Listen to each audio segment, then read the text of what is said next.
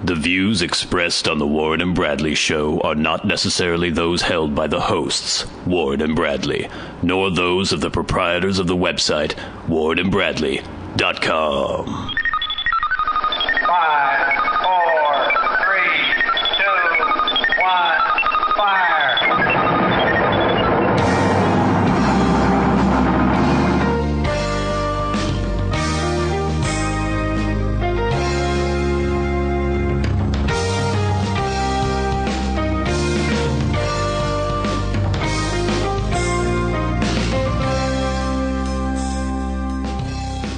Let's make some magic. It is magic time. Hello, and welcome once again to the Warren and Bradley Show, episode 28. I'm one of your hosts, Bradley Victor. I'm the other host, Warren Van. Yes, indeed, Warren. It has been, 10 days since we last convened to record this show? It has been quite a while. I think it's the longest we've ever gone between, so we should have lots to talk about. You'd think. In the intervening 10 days. So you went, we didn't record last Sunday because you went to Eastern Washington for Memorial Day weekend. I did. How was the trip? The reputation of Spokane was that it was kind of methy and not so nice. Yeah. And that turned out to be accurate. It was. Yeah, it's not nice. And it was, it sort of felt abandoned. Everyone looked a little bit haggard. We couldn't really find a place to eat because everything was closed on Saturday. Weird. It was really weird, yeah. So what, is there like a city center or is it all just like kind a downtown of a sprawling, area. like... That's where we were. We were in the sort of downtown area, which sort of looked like a big city, but there was just no one there. Uh-huh. And, we found like a sports bar and a hamburger. And some woman told us stories about drunk drivers like crashing outside the bar. And we were like, oh, this is great. Sounds like a nice town. And then the wait staff was like discussing all the children they have. And they were all very young themselves. Mm-hmm. And we got very like judgy about them. And then we left. Yeah. So what about Walla Walla? Walla Walla was quaint. Right? Walla Walla was actually, it was a pretty nice town. There was like ice cream shops and like places for people to drink wine and stuff. We did actually go to a winery. Okay. On Memorial Day too, and that was all very classy. Looking over rolling hills, drinking like white wine, and yeah. I've never had any Washington wines. I don't think. Are any good? I mean, we produce a lot of wine now, so I guess some of them must be good. Yeah. I can't really tell the difference between good wine and bad wine. I don't know. It just tastes like wine to me. I like the white wine better because it's less. I don't know. I don't like the red wine flavor as much. I don't know. I can't remember who I ever heard this from, but I completely agree in terms of... I think it was Dylan Moran, this Irish comedian, was talking about wine snobs and how his criteria for judging wine is if you take a sip and go, or if you take a sip and go, ugh.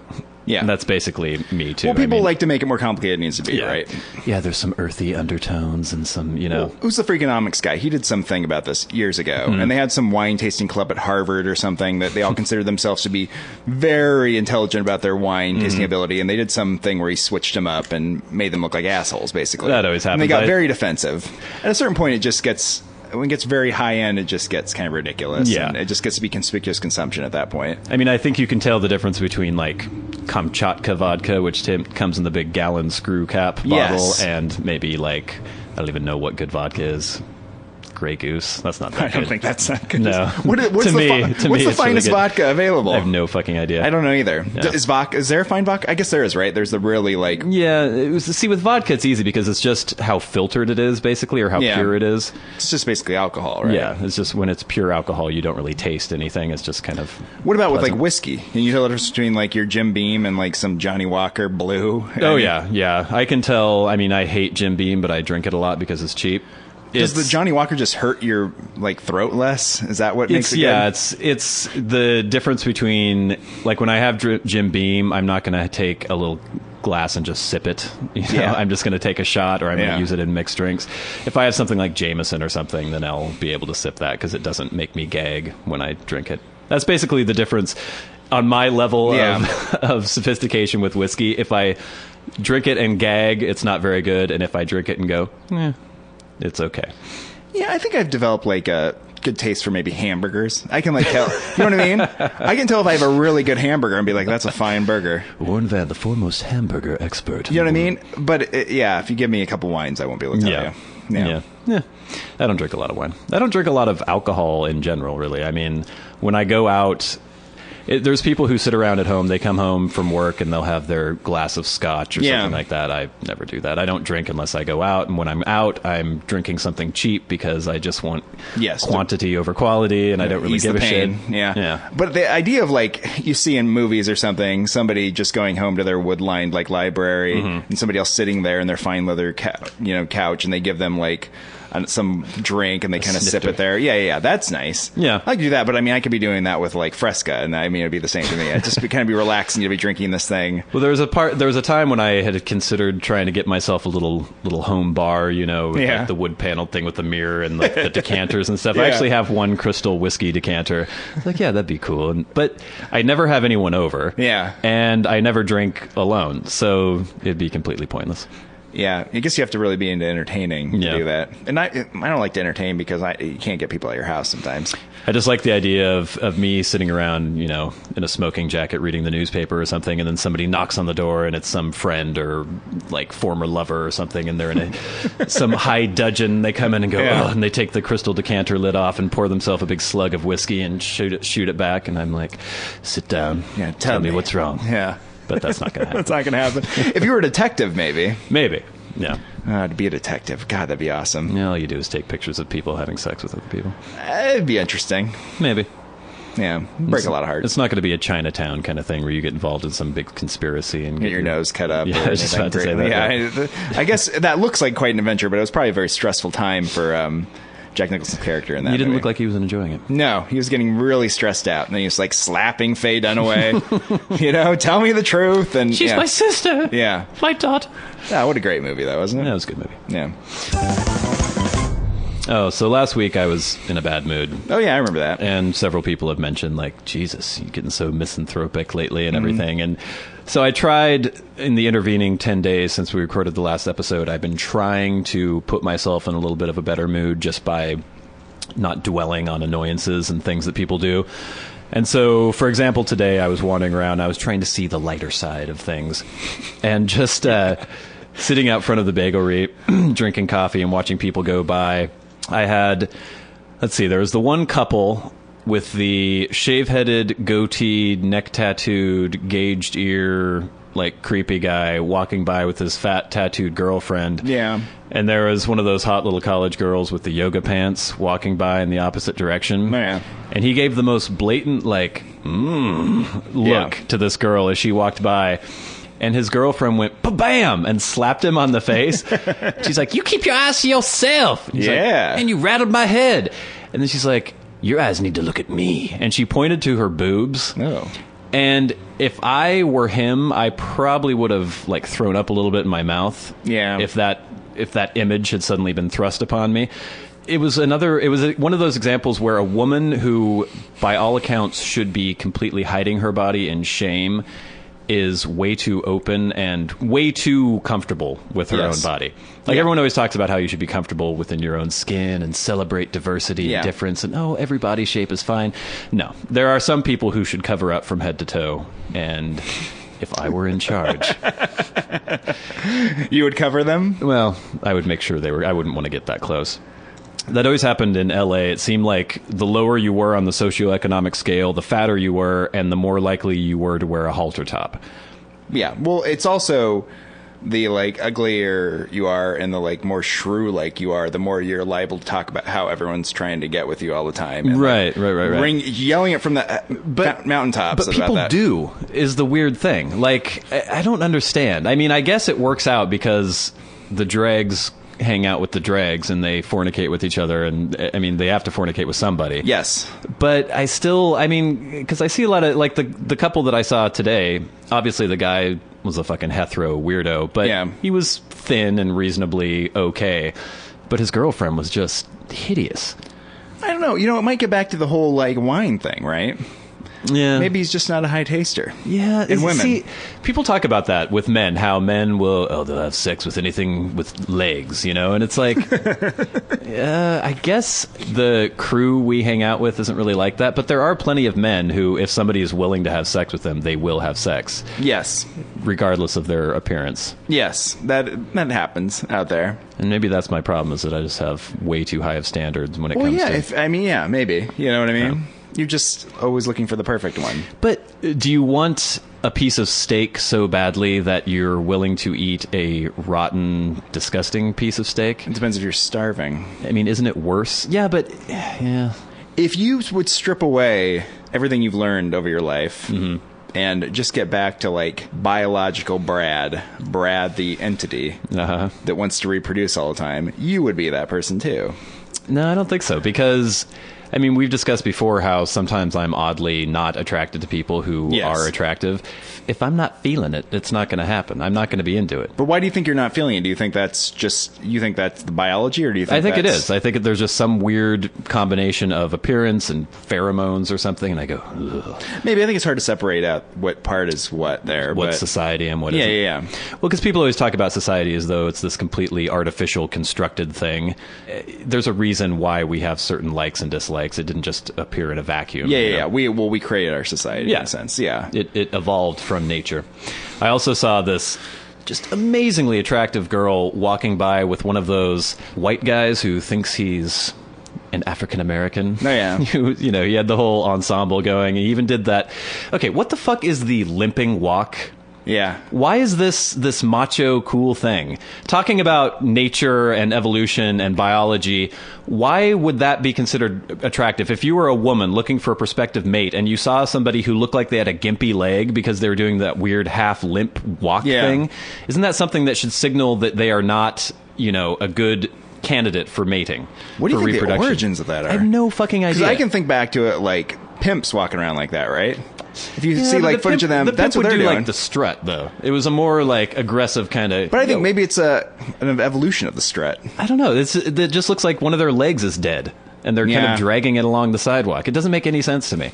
It's really fucking weird. It's weird. I don't know what the appeal of that is or what it is, but it is showing that you're like part of this thing, right? You're part of this like gangster you think they could thing. Pick something better? Like I don't know.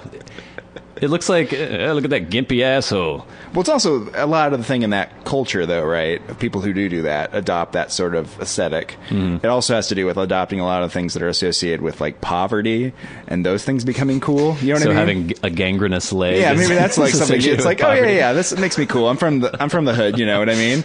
I'm sick. I haven't got proper health care in years. Oh. Yeah, I don't know. Yeah, so anyway, in my attempt to refresh my mind and have a rosier outlook on the human species was slightly dashed just by watching people wandering around. I've also been having horrible allergies lately. Oh, yeah. I don't know if you've noticed the cottonwood just everywhere in the air. I did notice that actually on our way back. I just saw a first couple flakes of it, and I was like, oh, yeah. It's just like snow falling. That time of year, it's very intense. There can be lots of it in places. Drifts. Outside trying to avoid it and just breathing. I had several of those fluffy white seeds go up my nose. I was like, and trying to get them. I was like picking my nose, trying to get these cottonwood seeds out, and then was just sneezing horribly. It's awful. Well, I see you've done a successful job of looking on the brighter side of things. Oh, yeah. It's an ongoing process. I think I feel better about things just reading about other parts of the world. You heard about what's happening in Timbuktu? No. Islamists have taken over Timbuktu. Weren't they always in control of Timbuktu? No, apparently not. So now they've run out the government. They've got Sharia going on. Right. They're beating everybody for wearing short skirts. No one's allowed to have any fun. No one can drink any tea in the streets. It's just a real disaster. And everyone's fleeing Timbuktu, which seems like a place that you would flee to. But now I guess people are leaving. That was always that's the middle of nowhere, right? Yeah. That was the cliche of, we'll go to Timbuktu. So that's good when we're not there. Yeah, it's funny how there's always that weird American quality, or maybe just a Western world thing of now we're not supposed to judge any cultures. But if you really devoutly follow Sharia law, it's horrible. It's awful.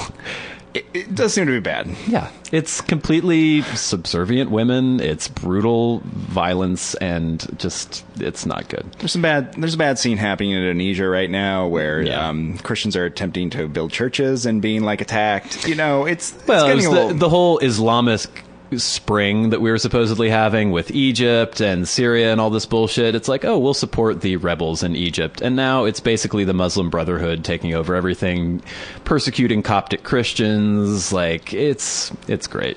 There you go. Have fun. We just need to not need oil from those people anymore, and we got to get out of that and just completely ignore them and let them do whatever the fuck they want with each other. They can go back to the year 700 and kill and rape women and do whatever they want, and we'll just leave them alone because it's pointless. The only reason we have anything to do with them is because of oil, and if they want to be murderous barbarians, go ahead and be murderous barbarians.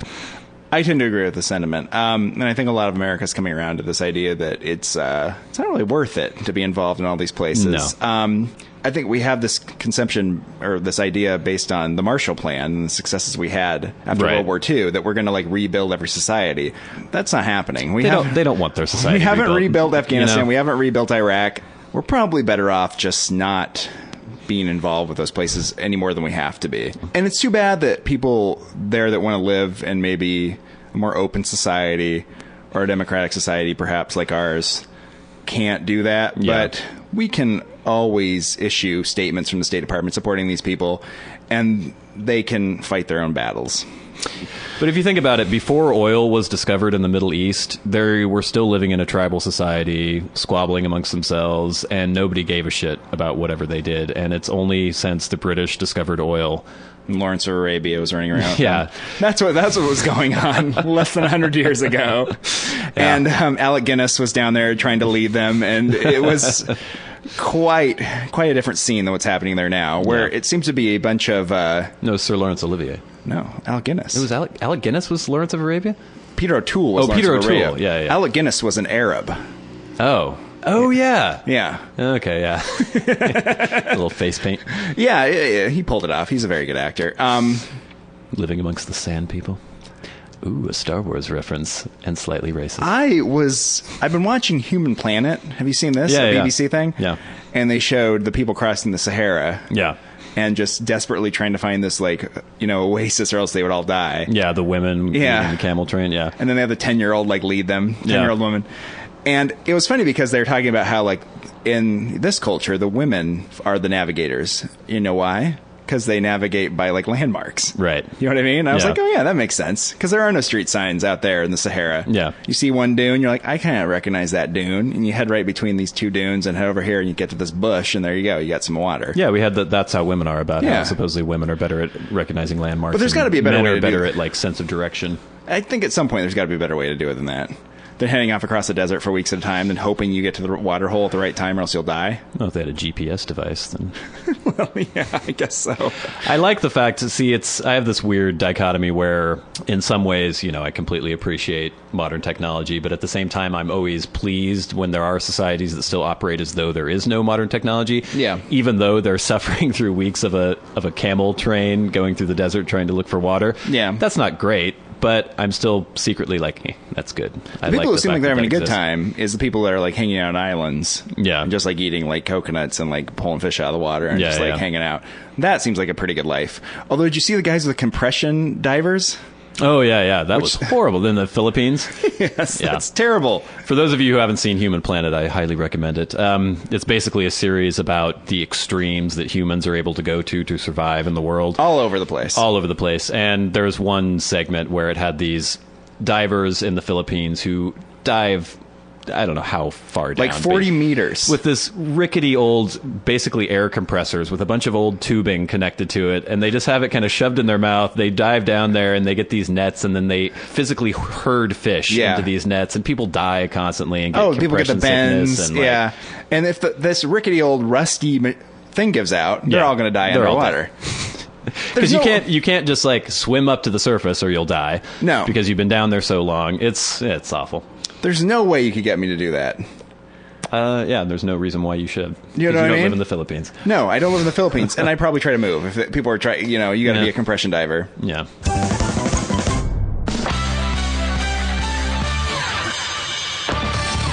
They wander the streets, scavenging for loose change and discarded cigarette butts.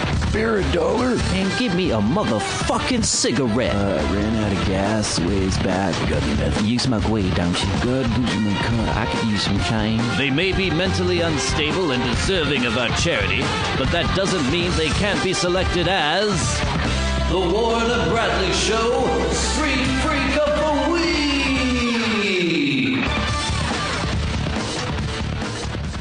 I had a very... This is an interesting Street Freak of the Week because this wasn't an actual interaction that I had. It was basically just me observing some very odd behavior. And I'm going to show Warren a picture now, and we'll post this picture on our website and on our Facebook That's exciting. page. Yeah. This is a picture I took of a gentleman outside my window. Give you a look at that, Warren. Uh-oh. Now, what's going on there? Is he bathing?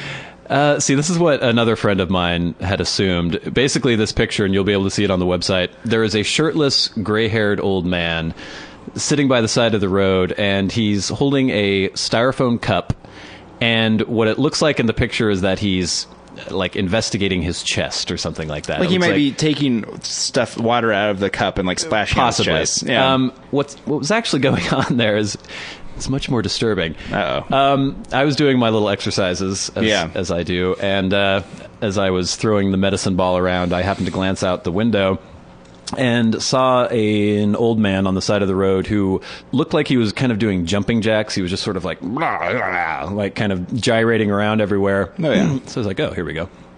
Got my phone out just in case I need to take a picture or video. And as I watched, he stripped his shirt off. And this was on a cold, rainy day. Like it was probably 50-some degrees. Yeah, it looks pretty gray out there. Yeah, and it was raining. He sat down on the side of the road. He picked up a coffee cup. I think he had just been at the drop-in center, which is just down the block where people go and get free food and coffee. He sat down and began plucking chest hairs out of his chest, and placing them in the coffee cup. He was just plucking and plucking and plucking and putting them in the cup until finally he took the cup and drank it down.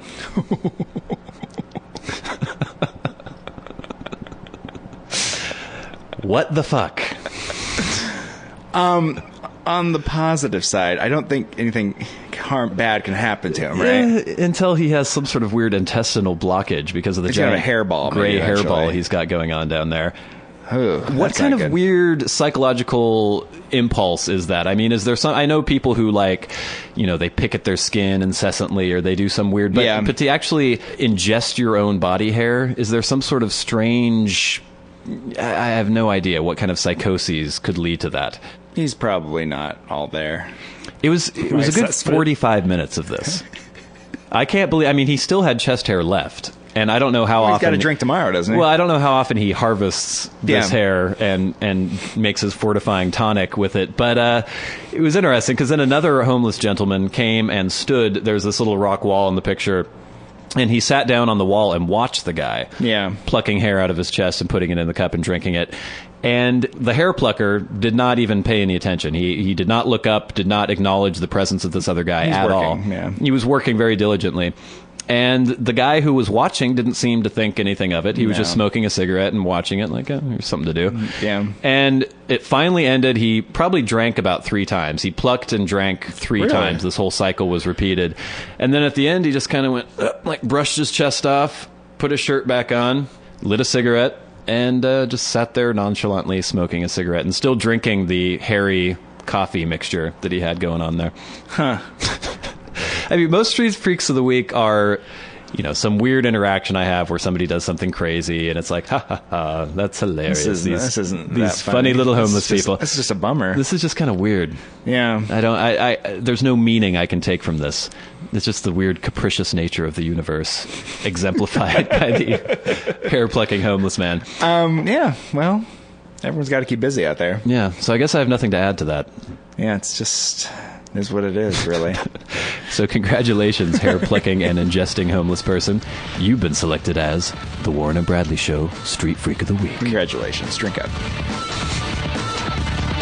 Our hats are off to you, Mr. Homeless Man, because you've been selected as the Warren and Bradley Show Street Freak of the Week.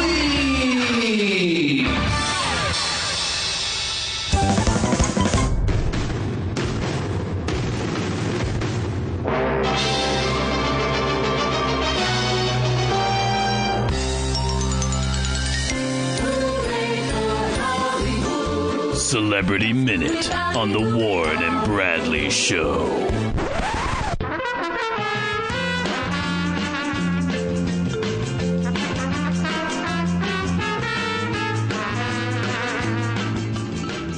Very first story of this week, tragic story, Warren. Uh-oh, I tragedy. know this will affect you because you were a big fan. Voice of Gumby, Dick Beals dies. You know what? I heard this the other day, and I was a huge fan of Gumby. Yeah. I used to watch a lot of Gumby. I know you did. I remember I would go get VHS tapes of Gumby from the video store and watch Gumby because I just loved it. I thought it was so weird. But apparently this guy had some sort of medical problem, glandular problem or something. This is what's funny about the story, because they talk about how he was this pioneer of voice acting in cartoons. He was this amazing voice actor. But the fact of the matter is, he was 4'6" tall, less than 70 pounds, and had a voice that hadn't changed since grade school because he had a glandular condition. He wasn't acting. He was just talking in his normal voice. He was just, they would give him things and he'd read Like, them. hello, I'm Gumby. And you're like, okay, that's good, Dick. Why don't you, okay, I'm done. Whoa, Dick, you don't need to do the voice anymore. And it's like, all right. It's not acting. It's just him talking. And he did the pop, pop, fizz, fizz. Yeah, the oh, Alka-Seltzer what a relief it commercials. is. He also did commercials for Bob's Big Boy. He did Davy and Goliath. Oh, yeah. Gumby was pretty great, though, don't you Gumby think? was so fucking weird and It's surreal. super weird. Yeah. And I thought that was what was really fun about it. I was just watching an episode, or part of an episode on YouTube after I had read the news, the tragic news, and it was like Gumby on the moon or something, and he was on the moon with some weight belt, and these weird triangles came, and we're going, "Rah, rah, rah." And then Gumby went, "Oh," and jumped. He took his weight belt off and started leaping around on the moon, and these triangles were like chasing after him. It made no sense whatsoever. No, it's fantastic. And at the same time, like, the weird female Gumby was watching him through a telescope, and I don't know what was going on. It's too bad. I think, nowadays we bring everything back, right? Yeah. Everyone's playing with Transformers and Care Bears. Well, I'm sure there will be a Gumby movie at some point. There's got to be a Gumby movie. They got to bring Gumby back. It'll be some live-action ridiculous thing with Jim Carrey as Gumby prancing around. A CGI Gumby with, like, Chris Tucker. Oh, yeah, it'll be great. This whole voice thing, though, it's kind of like... I remember as a kid, watching some Muppet movie or something and loving Kermit's voice. And like, and then finding out that about Jim Henson, like he was the voice of Kermit. And then seeing an interview with him where he's like, hello there, I'm Jim Henson. And I was like, oh, okay. That's just his normal voice. It's less impressive. Yeah, You're right. It's very much less impressive. But I don't know. If you're born with a talent like that. Or just a disability like that. Like George Mirasan, the very tall, like, basketball player from the Balkans. He was in that movie with Billy Crystal. Oh, yeah. Yeah, and he had some pituitary problem or Right. something. That's why he was 7'8". Well, Andre the Giant Yes. as well. I mean, still got the job done, right? It's a talent in a way. It's kind of just like a modern day freak show where you're not allowed to cage people and put them in the circus sideshow anymore, but you put them in movies. Make them perform. Yeah, like chimps. All right. Speaking of the Islamic world, as we were earlier. Oh, boy. Turkish pianist charged with insulting Islam. Uh-oh. Turkish court on Friday formally charged an internationally known pianist and composer with insulting Islamic religious values in comments he made on Twitter. 42-year-old Fazil Say made a comment on Twitter that said, this is so stupid, what if there is raki, it's a traditional alcoholic drink, in paradise but not in hell, while there is Chivas Regal scotch in hell and not in paradise? What will happen then? This is the most important question. And of course, this ignited a firestorm of death threats and all sorts of bullshit on Twitter and elsewhere. And now he's facing up to a year and a half in prison. Yeah, what? In Turkey? Yeah. Oh, Turkey. Turkey's trying to get into the EU. This isn't the way to do it. They've lost their way from their secular roots that they founded the country on. It's too bad. Yeah. Apparently in Turkey, they also had a Nobel laureate, Orhan Pamuk, who had been prosecuted for his comments about the mass killings of Armenians. So Armenian he was prosecuted genocide. under a law that makes it a crime to insult the Turkish identity. Yeah. In 2007, ethnic Armenian journalist Hrant Dink, who received death threats because of his comments about the killing of Armenians by Turks in 1915, was shot dead outside his office in Istanbul. Well, in France, I believe it is now illegal to deny the Armenian genocide. It is, which... Yeah, Europe in so many ways. So, but if you head over to Turkey and you say what you just said in France, you'll be arrested. So you got to change your story based on what country you're in. It is kind of creepy that France has had even in England, they don't have the free speech rights that we do. It's a problem. Yeah. Oh, speaking of free speech, Jason Alexander apologizes for gay cricket remark. Oh. This is another example of a celebrity making an offhand comment, and then the sensitivity police or the professionally offended assholes go crazy, and then they're forced to give a bullshit apology that they don't really mean, but they have to pretend that they mean it, so it will quell the firestorm. Is this about an actual cricket or the game of cricket? It's about the game of cricket. Okay. He made some remarks on... it doesn't say what talk show. He was on a talk show and said something about how he considers cricket to be a gay sport or something, some offhand comment. And then it just ignited controversy. Oh my God, this anti-homosexual, completely homophobic, horrible remark. It was homophobic here, but in like London, I'm sure they consider it an insult to cricket. You know, Right. So depending on what country you're in, I'm sure you're insulting somebody. So then in a blog post, he explained that he writes that he at first didn't grasp why some might object to the comment, but that subsequent conversations with his gay friends, everyone always has these mythical gay friends. Oh, black friends, gay friends. Yeah, who tell them how Muslim to be sensitive. friends, they're all over the place. Led him to realize his insensitivity. I just hate this thing in our society now where people are constantly offended by everything, and they're not really offended. They just decide that they're going to get angry about some stupid... My whole thing is that it's impossible to offend me. If somebody were to come up to me and say, I hate you, you're an asshole, or yelling fag at me out of cars, as happens often, why would that offend me? Because obviously anybody who does that is an idiot or a dick. And why would an idiot or a dick's opinion matter to me whatsoever? It's just this idea of constantly being offended all the time. People, and then this idea of demanding an apology. Why is an apology important when it comes from the barrel of a gun, basically? It's like, let me do some soul searching and speak to my gay friends, and they'll talk about how insensitive I was, and then I'll explain how I didn't mean any offense, and blah, blah, blah, and I should have known better. He says that his remarks played into hurtful assumptions and diminishments about people, and that he should have known better. It's just shut the fuck up. What about it exactly was so offensive? I don't know. Like Yeah, you get down to it. using gay as a pejorative, I guess. Like cricket is gay. Maybe. But can't you just say that cricket is gay? No. No. No, you can't. I But guess. maybe you could mean it as a non-pejorative thing, like wearing leather chaps with no ass is gay. Isn't that just a declarative statement? But that is gay. Well, yeah, but maybe Jason Alexander thinks that cricket is just literally a gay sport, and doesn't mean it in a pejorative sense. He just means Maybe he's just ignorant about the nature of cricket. Maybe. He thinks it's just a bunch of gay guys getting together, like slapping the old wicket. Yeah. Well, I mean, if you put it that way, too, you're slapping the wicket around. I don't know. This is a good one. Zhang Ziyi, known from Crouching Tiger, Hidden Dragon, Oh, yeah, I remember her. House of Flying Daggers, very attractive. Or she was in Memoirs of a Geisha as well. Very beautiful Chinese actress.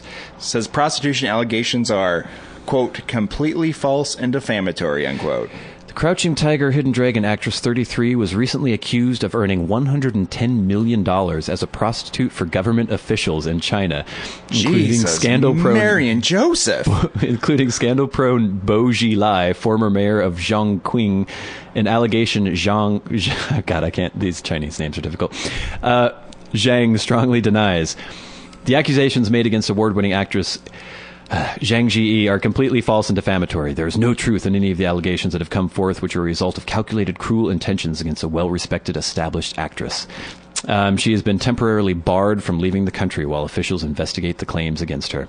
What? Oh, really? They're investigating it? Yeah, apparently. $110 million. Can you imagine that? Like, for some reason, it's not hard for me to imagine because it's in China. Well, and the other thing that's going on in China, everyone that's part of the upper echelons of the government there is obscenely wealthy at this point.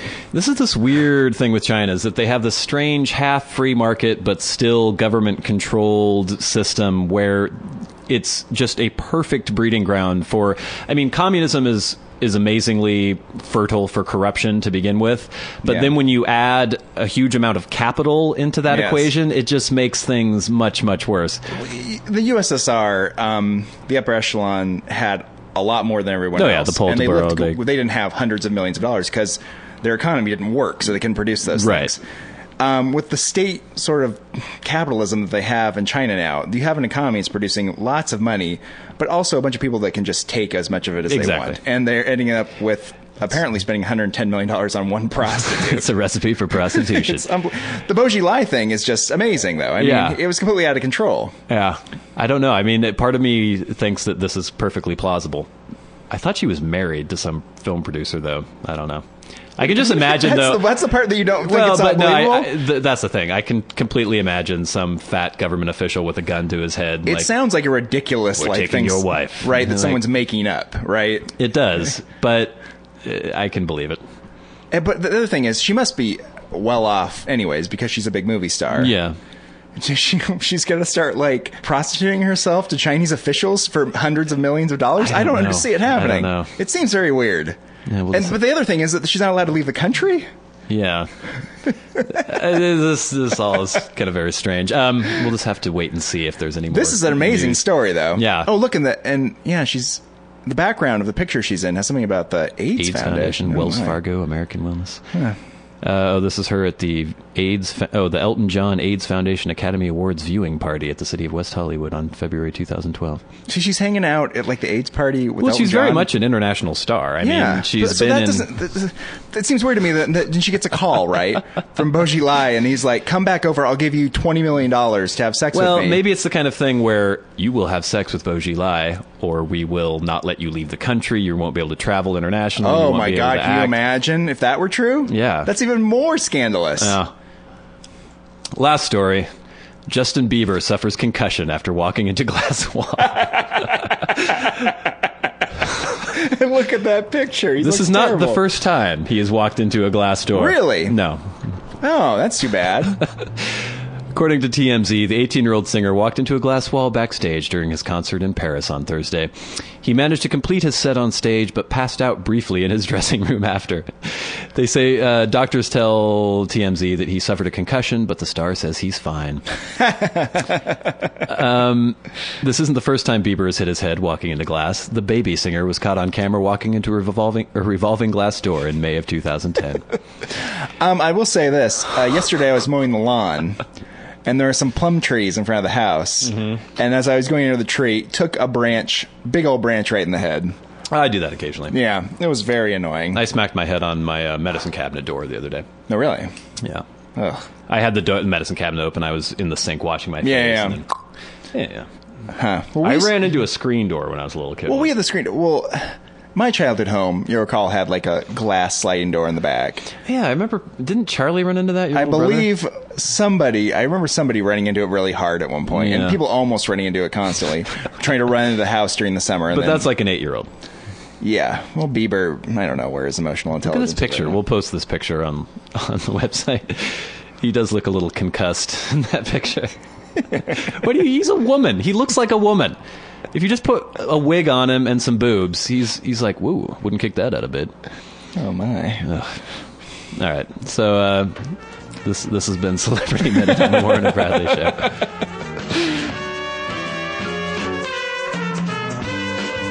This has been Celebrity Minute on the Warren and Bradley Show.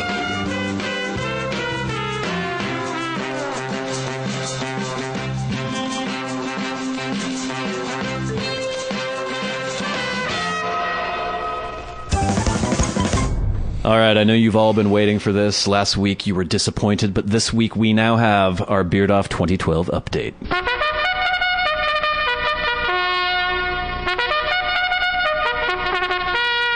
It's a motherfucking beard off, yo! It's the Warren and Bradley Show, Beard Off 2012. 2 men enter, only one can emerge victorious, as Warren and Bradley pit one set of whiskers against the other in the ultimate test of follicular fortitude. The rules are simple. No trimming, shaving, pruning, or plucking for one entire month, at the end of which we'll find out who's a man and who's a testosterone-deficient ladyboy.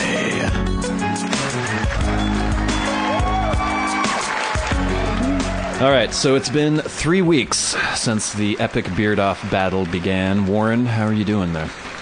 Better than I was a week ago, maybe. You've got much more of a beard than me. Well, I'm looking at you now. This is what I was telling you. Yeah. When I do have any sort of beard type thing, people are like, "Oh, look at that! That's a nice little beard. You've had it for a couple weeks," and it's like, no, it's been there for 4 months. Yeah. So this takes a long time. This has been 3 weeks. You've got full goatee mustache coverage. You don't really have anything on the sides at all. No. You've got a few little errant hairs. I don't there. even have sideburns. You know what I mean? You should move to the left so I can see. Oh, yeah. Sideburns are like the first thing you get when you're 14 years So old. everyone tells me. I've never been able to grow sideburns. That's odd. Even during the 2-0 era when Luke Perry was running around with the sideburns, I couldn't grow those. So you could never be an Elvis impersonator. No, unless you I can't have, do any of like, these things. Press-on sideburns. I'm disabled. Yeah, you are, actually. Maybe you should get some sort of government grant. My facial hair is growing apace. Yeah, yours looks more substantial now. Well, if you can see... It's very long. It's but very all- long, and it looks kind of patchy, but if you look closely, you can see that all the parts where it looks like it's patchy, there are blonde hairs Yeah. there. Yeah. And it's just really annoying, because there's no middle ground. It's either really blonde hair or really black hair in my beard.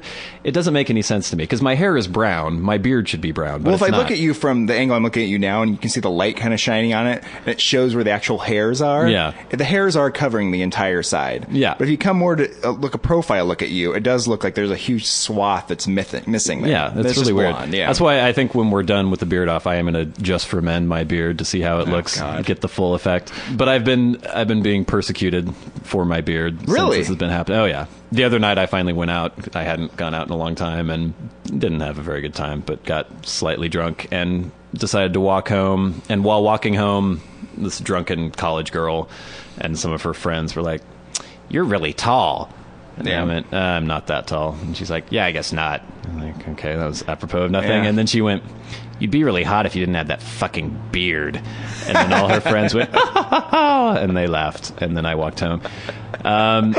And then the other day, I was at the bagelry, and this little baby was staring at me. Babies always stare at me for some reason. But this one was like, la, la, la, like reaching out towards me, even though I was like 20 feet away. And then her mother looked over at me and then looked back at her husband, and she thought that I was out of earshot, but she was like, "Oh, he's really looking at that beardo," which is a term that I thought I invented like 10 years ago, the beardo, but apparently it's gotten around. I don't know if it's just been disseminated through my use of the term. But The thing about beardo is that I would think you'd have to have a longer beard than that to be called a beardo. Yeah. You know what I mean? That's weird for you to get called a beardo at Yeah, this I don't point. know. 'Cause you just got that scraggly thing on your face. You're just like a scraggly guy. yeah, it's not helping. So is it going to come right off after next week? I don't know. It's almost like after a month's work of hard labor growing this beard, it almost seems like a shame to just Yes, to shave I think it right is. off. I think you just keep going and going and going and going for a while. I might do the dye thing, the dye job, see Yeah. how it looks, and then I might experiment with different odd facial hair combinations. Just let the whole thing go for a while. I don't know. Do that for me. What's driving me crazy right now is the neck hair. Look at this. Look at that. It's Yeah. ridiculous. I have a ton of neck hair, and it's really long. It's almost meeting my like chest hair down below, and it's really itchy, and I just look scruffy and ridiculous. I wish that my rules hadn't been that we couldn't do any trimming at all, because I would totally trim this neck hair right does off. go a lot down there, doesn't it? On it's the like side even. all the way past my Adam's apple. It's ridiculous. Yeah, that's weird. I Like don't a know. monster. But the torture is almost over. We have a little over one more week, and then we'll take our final pictures, and we'll have all the people who have been very excited about Beard Off will vote on the best manly virile beard. I know a lot of people were thinking a lot of momentum was going to be built up by the Beard Off. Not really. What are you talking about? We've had so many responses. Just so many that we can't even look at all the pictures. No, that people have we sent couldn't. in. It's just You know, such a daunting task. It's like, oh, really God. all those beards, people even with their gonna little bother. beards. Thank you for participating, but Yes. there's only so much we can do. Thank you so much. By the way, this doesn't have anything to do with Beard Off, but we want people to subscribe on iTunes to the show. I know a lot of people listen to the show through the website, which is fine. That's good. Yeah. But there's a link to our iTunes page on the website. If you go there, click on that link, subscribe. It's so much easier for you, and for us, it will help us climb the charts in iTunes, which is what we want to do because we can get more listeners and then subject more people to this.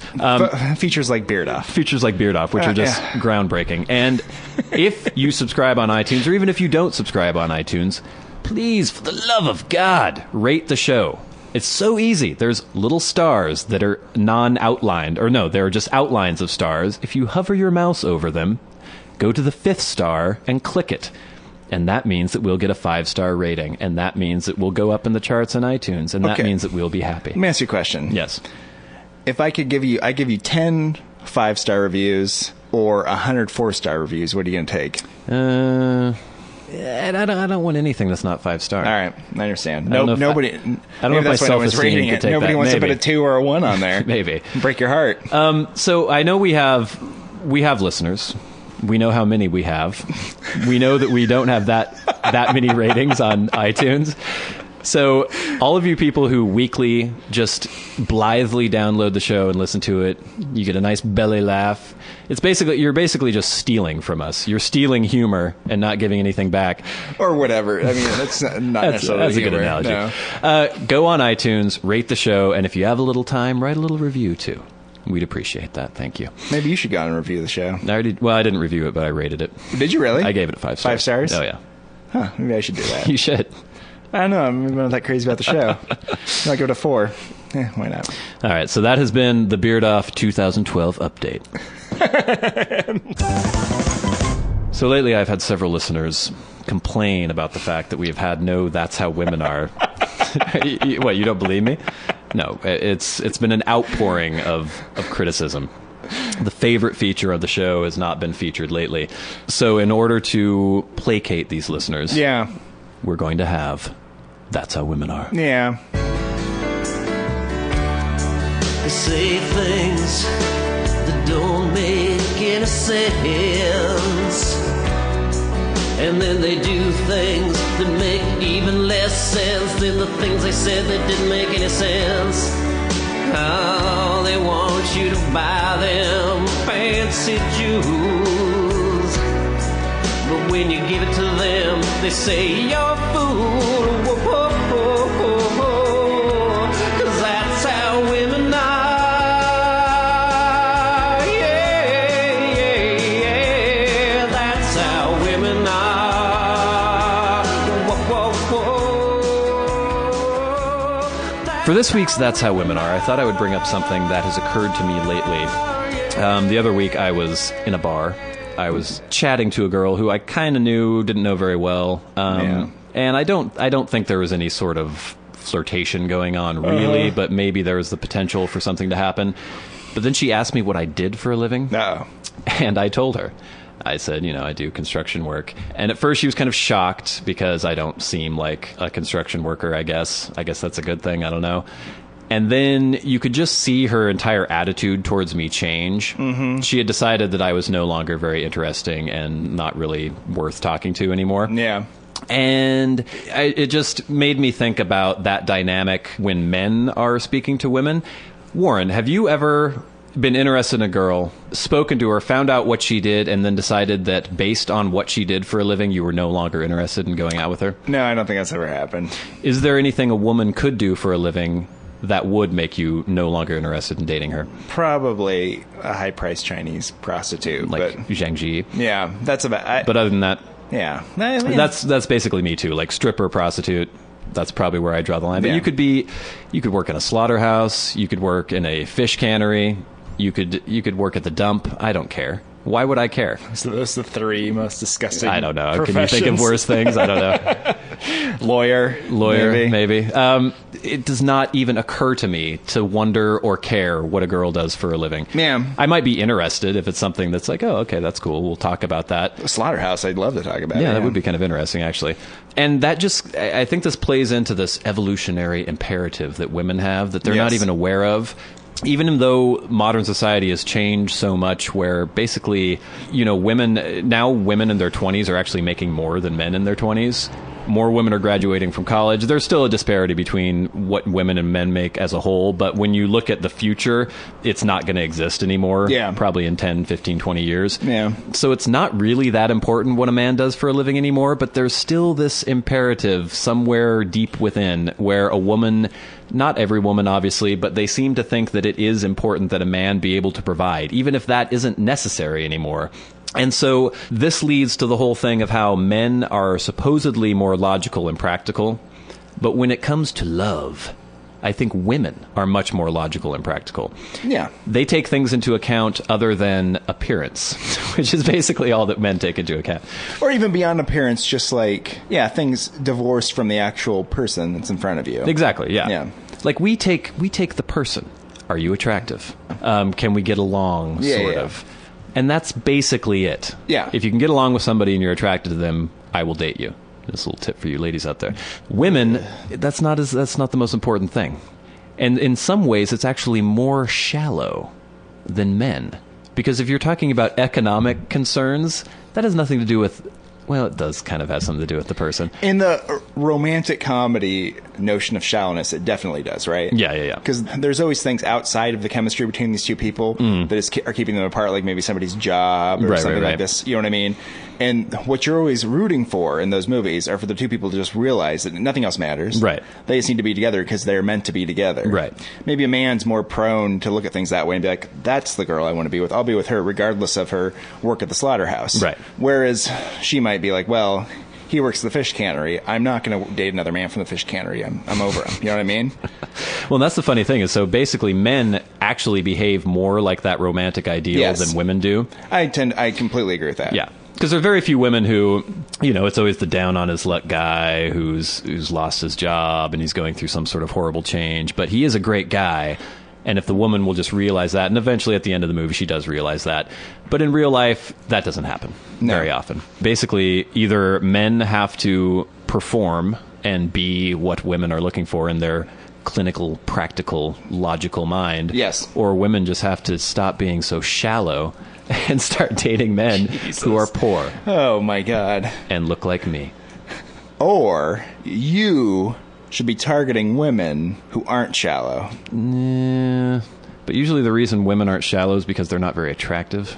And so they can't afford to be shallow. Well, you know what? She's giving up her dream of being with, like, a financial planner to be with a construction guy. Yeah. You may have to give up your dream of being with the gorgeous girl to be with a girl that's going to respect your profession. Yeah, I'd rather not be respected. Exactly. And she would rather not have to work her ass off. So basically everything kind of just works the way it should. Yes, it does. And that's how women are. 1,000 tears. Yeah, they like to put pretty purple panties on. And then they turn around and tell you that every little bit of thing you've ever done is always wrong. Well, they like to cry when they stub their little toe. But no, they don't cry when they tell you to go. No.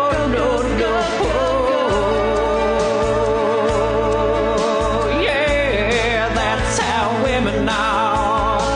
Yeah, I'm talking about how women are. Whoa, women are. Yeah, women are. That's how women are.